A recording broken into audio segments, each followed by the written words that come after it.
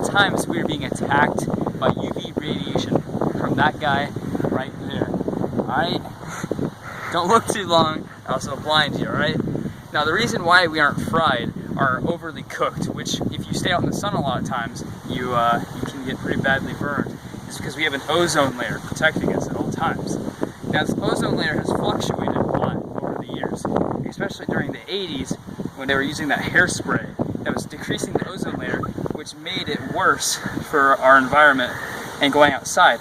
And a lot of times that O3, the ozone layer, stratosphere, to come down to the troposphere, which we are in, and increases the heat on our level. So you'll hear not to come out during certain specific times because the O3 level is dangerously high. Layer, thank you, John. Isn't equally distributed around the planet. So let's pretend this line right here is our equator, alright? So the Earth has a 23.5 degree tilt when it rotates around the sun. So that means we're about like this, and it shifts.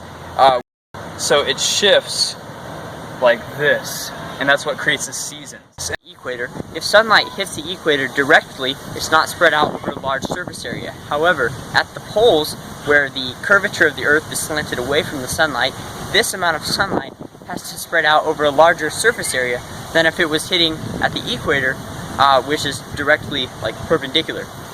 Another factor that plays into the poles being cold is the albedo. Darker colors absorb more solar energy, while light colors like white will reflect more solar energy. This is the same reason that a white car will be cooler in the summertime than a black car. So the large amount of snow and ice at the poles means more of the solar energy is reflected there.